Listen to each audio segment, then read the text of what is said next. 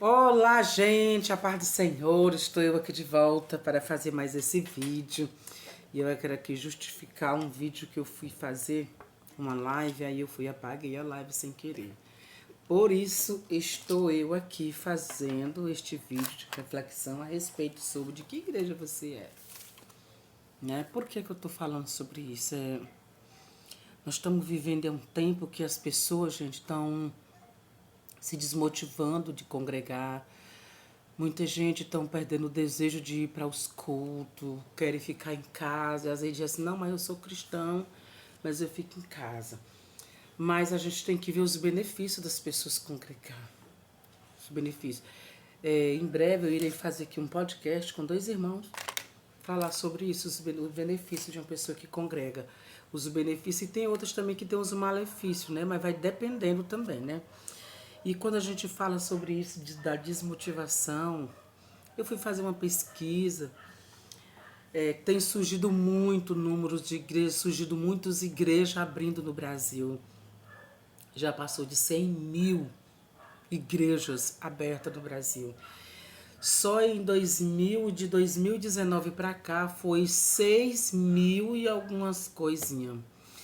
E a gente é observando que essa multiplicação de igreja que está surgindo é o que está mais ainda levando as pessoas ficar fraco na fé, desmotivado. Por quê?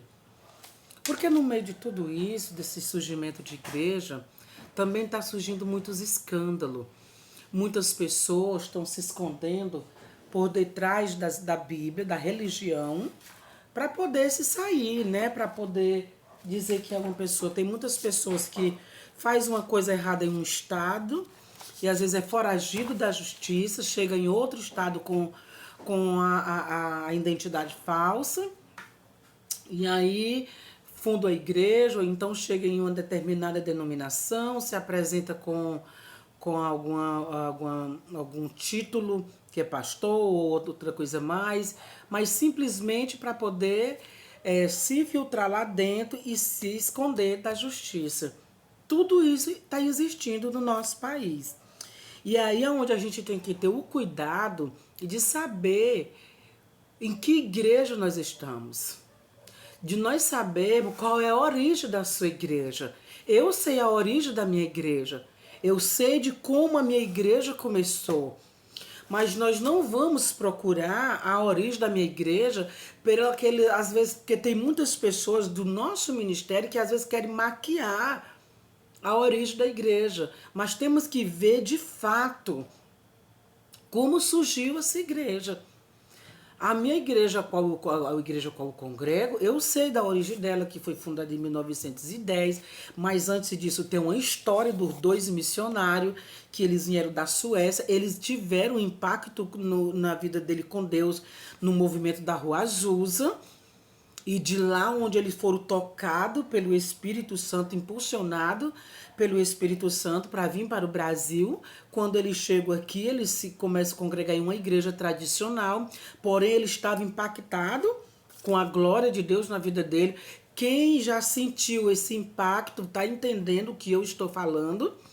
Porque impacto, gente, da glória de Deus não é só você ficar correndo, pulando dentro da igreja, como a gente está vendo muitos vídeos aí na internet de igreja, fazendo vídeo, pessoas subindo em pau e tocando a cabeça, tipo aqueles pássaros do mato chamado pica-pau, dizendo que é cheio da unção, e aquelas pessoas rodando, parece que tá em outras coisas, tipo assim, nada contra, em um salão de umbanda.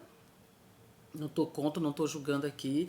E assim vai. Muitas pessoas estão se deixando levar com isso. O impacto da presença de Deus na vida não é isso. O impacto da presença de Deus na vida, você ser cheio da presença de Deus, é você ser uma pessoa que tem desejo de ler Bíblia, de falar com Deus 24 horas, de estar louvando o Senhor dentro da sua casa, você tá aquela alegria do Espírito Santo. Você está cheio da presença de Deus, aonde você chega, você cativa as pessoas pela presença de Deus na sua vida, com as suas atitudes. Não é só aquele mover dentro da igreja. Aquilo ali não é mover do Espírito Santo, é movimento sem Deus. Mas existe um movimento dentro da igreja verdadeiramente do Espírito Santo. Existe, eu tenho experiência disso, já vivi isso muito, muito na minha vida, ainda hoje eu vivo isso, e eu sempre peço isso a Deus, para isso não se apagar no meu coração, essa chama do Espírito Santo. Porém, tem muitas pessoas que, como se deixam levar pelas coisas que tá acontecendo, aqueles movimentos, e vai aqui, quando pensa que não, usa escândalo, pum, bomba. Explode, a bomba explode, né? Daquelas pessoas que tinham microfone na mão, que quando falava saía fogo pelo nariz, pela boca, pelos ouvidos. Porém, quando pensa que não está envolvido em um escândalo, isso não é avivamento, isso não é presença de Deus. Isso aí é querer mídia. É por isso que eu falo sobre isso.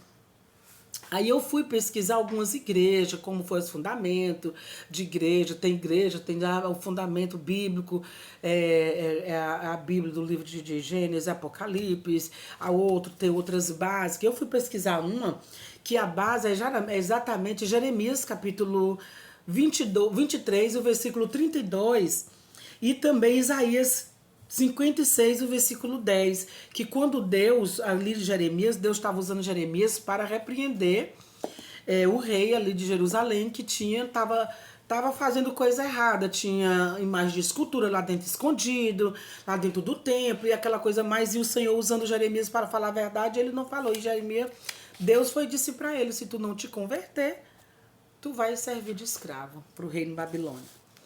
E isso aconteceu. Isso aconteceu. Quando você vai lá para o capítulo, o versículo, me parece que é o versículo 5, do capítulo 23 de Jeremias, quando Deus usando Jeremias diz assim, ai dos pastores, né? É isso. Mas ali foi um recado de Deus, de Jeremias, para muitos daquele tempo. Porém, existia no meio daquele povo que estava ali, que não tinham apostatado da fé. Porém, existe igreja que ela se levanta, a base dela é julgar as outras igrejas, dizendo que aquela igreja A, a igreja B vai para o inferno, dizendo é só a minha que é certa. Eu não vou, gente, dizer aqui que a minha igreja, só a minha igreja é certa. Eu não tenho coragem de dizer isso. Olha, eu me converti, na minha família, eu fui a primeira pessoa a se converter, na década de 90. Gente, quando eu me converti, foi aquele questionamento do meu pai se zangou, porque naquela época ali o evangelho era mais fechado. Meu pai se zangou e foi aquela coisa toda dizendo que... E eu já era casada, tá? Era recém-casada. E aí, ele dizendo que quando eu chegasse lá na casa dele, quando eu fosse lá, ele morava no interior e eu morava aqui na cidade. E ele disse que quando eu fosse lá ele ia me bater, porque meu pai era daqueles que seguia aquela ordem patriarcal. Pode estar, quando diz assim, pode estar velho, mas eu quiser bater, eu bato. Era desse jeito aquela ordem. E parece que as famílias naquele tempo era mais sólida do que de hoje, né? E aí, meu pai, ele disse que quando eu fosse lá, ele ia me bater por causa disso. Aí eu entrei em propósito de oração, com as irmãs do ciclo de oração, para que o Senhor viesse quebrantar o coração do meu pai. E ali eu fui para casa, quando eu cheguei lá, meu pai não disse nada comigo. Logo que quando eu cheguei lá, eu já tava de bebezinho mesmo. E aí quando eu cheguei lá, ele se empolgou, foi com meu filho, que ele ainda não tinha visto, o netinho dele, aquela coisa toda. Aí ele nem se importou. Aí eu só sei que foi passando os anos. Meu pai se orgulhava de dizer que eu tenho uma filha e um genro que é crente. Ele passou uns anos e começou a se orgulhar. E eu fui orando pela minha família. Eu sou de uma denominação. Porém, eu queria que a minha família, que quando se convertesse, fosse se congregar na mesma denominação que eu me congrego. Só que não foi assim, mas eu orei pela minha família. Eu orei. Hoje, minha mãe, ela congrega em uma denominação, e mais uma irmã minha, e uma cunhada minha, que ela é até obreira dessa igreja, minha cunhada. E minha mãe, ela tem um serviço, minha mãe bem de idade, mas ela é bem ativa lá. Minha mãe gosta muito de trabalhar na obra do Senhor. Ela é bem cuidada lá. O pessoal cuida muito dos idosos. Tem um grupo chamado Caleb que cuida muito dos idosos, bota os idosos para fazer caminhada. E minha mãe é envolvida nisso aí. Minha mãe é uma mulher guerreira e uma mulher de fé. E tem minhas tia, minhas primas, que é a irmã da minha mãe e a filha dela, é em outra denominação, também, bem mesmo, daquelas, bem rígida, daquelas denominações bem rígidas, que usa o véu, não julgo também. Aí tem outras irmãs que já foi de outra denominação, já mudou, já vai, pula de igreja, e assim vai sucessivamente. Porém, eu não vou dizer que elas vão para o inferno, sabe? Porque eu orei para isso acontecer. Eu orei para que o Deus tocasse no coração da minha família. E o Senhor atendeu as minhas orações e a minha família, meus parentes estão se aproximando do Senhor aos poucos. Eu acredito que 80% da minha família já conhece o Evangelho. E assim vai.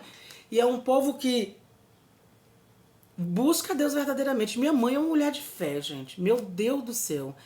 Vocês precisam, assim, conhecer minha mãe. Eu não trago ela aqui no canal porque ela tem vergonha. Mas é uma mulher de fé, uma mulher determinada que quando ela ora, quando tem algum problema, ela diz, olha, não perca a fé. A colocação da minha mãe é essa, não perca a fé. Vai dar tudo certo, ó, fica firme, fica firme. Deus uma hora vai resolver essa questão, é assim. E aí eu não vou dizer que essas outras denominações vai para o inferno. Eu não vou fundar minha fé em julgar outras denominações. Não, a minha fé é baseada em Cristo. Existia muitos irmãos na época lá em Jerusalém, quando a igreja estava toda bagunçada, quando Deus levantou Tiago para juntar, para organizar a igreja de Jerusalém. E o Tiago, ele falou uma coisa bem interessante, gente, que eu quero que vocês reflitam bem sobre isso, que é capítulo 1 e o versículo 27, que ele diz que a verdadeira religião sem mácula é em ajudar os pobres, as viúvas e os órfãos nas suas aflições. Essa é a verdadeira religião, porque tinha muita gente surgindo naquela época que tinha existido uma bagunça muito grande na igreja. Estava vivendo uma situação que ninguém sabia quem era quem. E Deus coloca Tiago lá na igreja para organizar o povo, para dizer qual era a verdadeira religião. E é exatamente o que nós estamos fazendo. Nós estamos ajudando os pobres, nós estamos ajudando os órfãos, as viúvas, nas suas dificuldades, nas suas necessidades. Nós estamos fazendo isso. Quando nós estivermos fazendo isso, nós podemos sim fazer uma análise.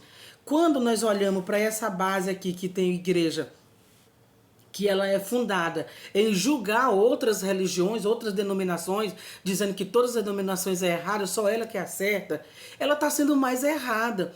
E fazendo estudo baseado nessas igrejas, elas são consideradas seitas. Não são igreja verdadeira, que o respaldo dela é Cristo. Elas são seitas que querem manipular as pessoas, dizendo para as pessoas que o correto só é elas. Só é da igreja deles. E eles xingam pastor de outras denominações. E isso tem nada a ver. Certo, gente? Aí é por isso que eu te pergunto, de que igreja você é? Pois é, a minha igreja, onde eu me congrego, ela ensina você crer em Jesus Cristo, que ele veio, que ele cumpriu o ministério dele terreno, ele foi crucificado, ele foi morto, e ao terceiro dia ele ressuscitou, e logo aos 40 dias depois ele subiu ao céu, e os discípulos dele viu ele subindo aos céus. Foi aí onde foi o impacto da glória na vida dos discípulos, porque eles viram a ascensão de Jesus subindo ao céu. É aí onde eu creio. A minha fé é baseada nisso. A minha fé não é baseada na igreja que eu me congrego. A minha fé não é baseada nos fundadores da minha igreja, não. A minha fé é baseada em Cristo Jesus. A questão é que eu me congrego em uma igreja. Eu me congrego em uma igreja. Mas a minha fé não está baseada na igreja a qual eu me congrego. A minha fé não está baseada nos pastores da igreja a qual me congrego. A minha fé está baseada em Cristo Jesus, nos ensinamentos que ele teve, os ensinamentos dos profetas também do Velho Testamento, da maneira que Deus se manifestou no Velho Testamento. É aí onde a minha fé está baseada, é nisso. Não é nem igreja A, nem igreja B, não é nem líder A, nem líder B. Por isso, gente, não se confie em homens, mas confie-se no Senhor. Mas necessário é que nós tenhamos uma igreja para congregar. Mas quando nós estamos em uma igreja para nós congregar, não é para nós confiar fielmente naquela liderança que está lá, em tudo que ela diz. Ela é ser humana, ela está sujeita a errar como qualquer um de nós. Por isso, não santifique tanto, bote ela no patamar de achar que é uma perfeição. Por isso, não acredite, vá pela palavra. Busque revelação do Espírito Santo para você. Não da sua liderança que quer lhe manipular contra outras denominações. Não faça isso, gente. Viu, gente? Deus abençoe vocês. Que vocês sejam edificados com esse vídeo. Compartilhe, se inscreva no meu canal. E que Deus abençoe a vida de vocês. E até o próximo vídeo.